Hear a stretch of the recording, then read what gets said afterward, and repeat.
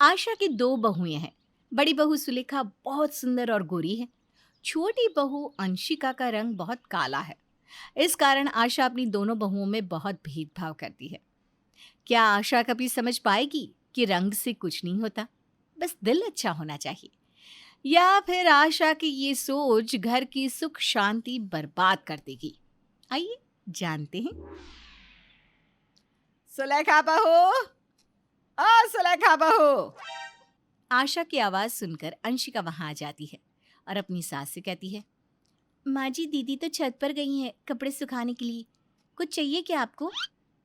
अंशिका, तुझसे कितनी बार बोला है कि एकदम से मेरे सामने मत आया कर। तुझे देखकर मेरा दिमाग खराब हो जाता है। जा जाकर सुलेखा को भेज। इतने में सुलेखा आ जाती है। माँ जी, आ गई मैं, बताइए क्या काम है? आज हमें महाराज जी की बहू की गोद भराई की रस्म में चलना है। तुम जल्दी से जाकर तैयार हो जाओ। ठीक है माँ जी। अंशिका, तुम भी जाकर तैयार हो जाओ। सुलेखा बहू, ये क्या बोल रही हो? अंशिका हमारे साथ नहीं जा सकती। क्यों माँ जी? क्योंकि अगर ये हमारे साथ जाएगी तो घर का काम कौन करेगा? तुम आकर खाना बनाओगी? हैं? अंशिका, तुम जाओ अंदर और घर का काम देखो। अंशिका अंदर चली जाती है। तभी आशा सुलेखा से कहती है, बहू तो पागल है क्या? हर जगह तू अपनी देवरानी को साथ लगाकर घूमती है।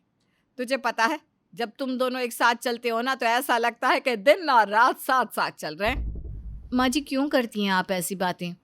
वो जैसी भी है इस परिवार का हिस्सा है, वो हमारे साथ चल सकती है। देख बहू, मैं इसे अपने साथ गोद भराई के फंक्शन में नहीं ले जा सकती। सब मुझसे पूछेंगे कि आशा बहन, बड़ी बहू इतनी गोरी और सुंदर, लेकिन छोटी बहू इतनी काली क्यों उठा लाई? तो क्या जवाब दूंगी मैं? आशा और सुलेखा में काफी देर तक बहस होती रही, लेकिन आशा अपनी छोटी काली बहू को अपने साथ गोद भराई की रस्मों में नहीं लेकर गई। इस तरह से आशा हर चीज में अपनी दोनों बहुओं के साथ भेदभाव करती है। एक दिन सुलेखा ने अंशिका को दो हार के सेट दिखाते हुए कहा, अंशिका, ये देखो, तुम्हारे जेठ जी कल रात को ये हार के सेट लाए थे। तुम्हें इन दोनों में से जो भी पसंद है वो ले लो। अंशिका वो हार के सेट हाथ में लेने ही वाली थी कि तभी वहां आशा आ गई और उसने दोनों हार के सेट अपने हाथ में लेकर कहा, अरे सुलेखा बहू, तो इससे क्या पूछ रही है? अगर ये कोहिनूर का हीरा भी लगा कर गहने पहन लेना तब भी इस पर कोई फर्क नहीं पड़ने वाला। तू देखना तुझे कौन सा पसंद है इन दोनों में से। माँ जी, आप अंशिका को पसंद करने दीजिए ना।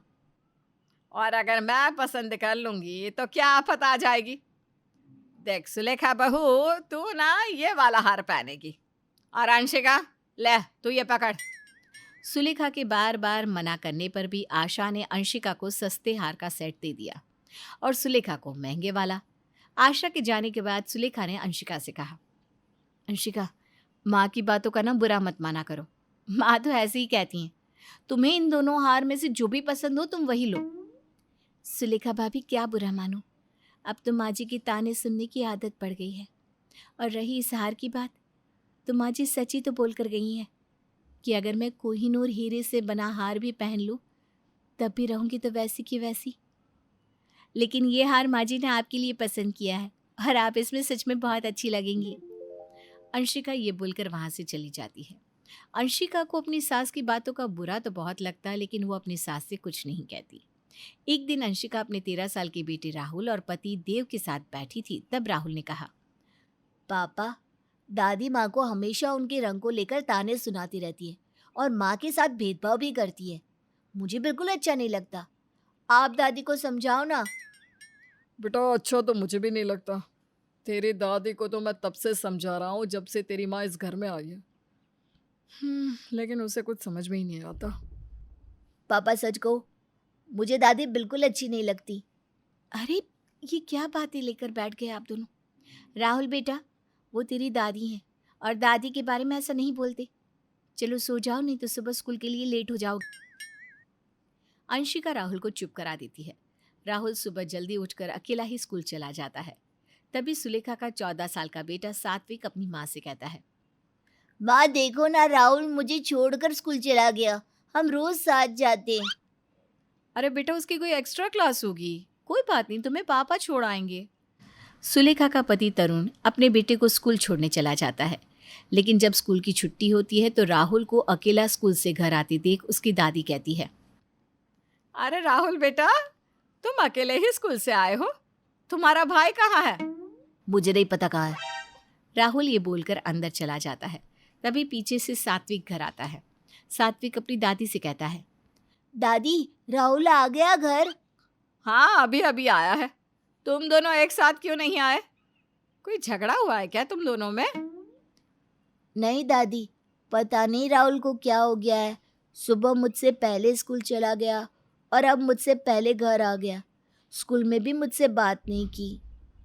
सात्विक की बात सुनकर आशा को बहुत हैरानी होती है। शाम को आशा राहुल और सात्विक के लिए हलवा बनाकर लाती है। सात्विक हलवा खाने बैठ जाता है। फिर आशा राहुल से कहती है, राहुल बेटा, देख, मैंने तेरे लिए हलवा बनाया है, खा ले बेटा। दादी, मुझे नहीं खाना आपके हाथ का बना हलवा। आप अपनी गोरी बहू के बेटे को ही खिलाइए। राहुल की बात सुनकर आशा हैरान हो जाती है। वो सीधा किचन में जाती है जहां सुलेखा और अंशिका काम कर रही थी। तभी आशा अंशिका पर बरस पड़ती है। मुझे तो लगता था तेरा रंग ही काला है, लेकिन तेरा तो दिल भी काला है। क्यों राहुल को हम सब के खिलाफ भड़का रही है? क्यों उस मासूम बच्चे के दिल में हम सब के खिलाफ जहर भर रही है? माँ जी, मैंने राहुल से कुछ नहीं कहा और जहर मैं नहीं, आप भर रही हो मेरे बेटे के दिल में और हम सबकी जिंदगी में भी। अब इस तरह दोनों सास बहू में झगड़ा शुरू हो जाता है। सुलेखा दोनों को शांत कराने की बहुत कोशिश करती है। अब आए दिन उनके घर से झगड़े की आवाज़ें आती रहती। एक दिन सात्विक और राहुल में भी झगड़ा हो गया और दोनों हाथापाई पर आ गए। अंशिका, सुलेखा और आशा तीनों उनके बीच की लड़ाई को शांत करवाती है। शर्म नहीं आ रही तुम दोनों को? भाई होकर दुश्मनों की तरह लड़ रहे हो। सात्विक, अपने छोटे भाई को क्यों मारा तुमने? राहुल, ये सिखाया मैंने तुम्हें कि अपने बड़े भाई पर हाथ उठाओ। सात्विक तुझसे बड़ा है, अगर उसने कुछ बोल भी दिया तो तू सुन नहीं सकता क्या? अंशिका बहू, तो चुप ही हो जा। ये राहुल आज जो इतना बिगड़ गया है ना, ये सब तेरी वजह से। तू ही इसे न जाने क्या क्या सिखाती है।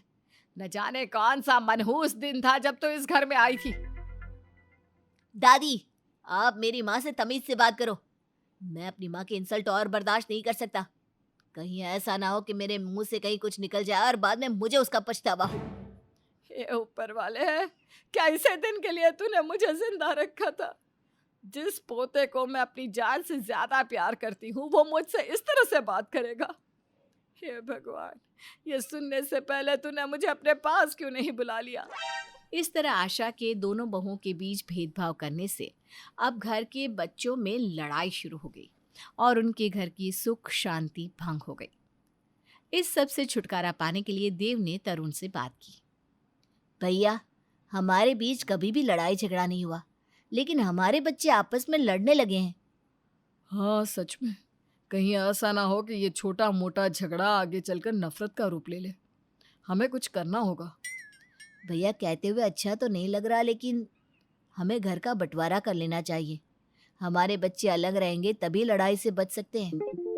दोनों भाइयों ने आपसी सहमति से घर का बंटवारा कर दिया। हालांकि घर की दोनों बहुएं इस बंटवारे के खिलाफ है। आखिर आशा के दोनों बहुओं के बीच भेदभाव करने के कारण घर का बंटवारा हो ही गया। क्या अंशिका और सुलेखा इस बंटवारे के फैसले को सर झुकाकर स्वीकार कर लेंगी, या फिर वो पहले की तरह एक साथ एक घर में प्यार से रह पाएंगी? ये जानने के लिए हमारे अगले एपिसोड का इंतजार कीजिए और हमें कमेंट करके ये जरूर बताइएगा, सुलेखा और अंशिका को क्या करना चाहिए।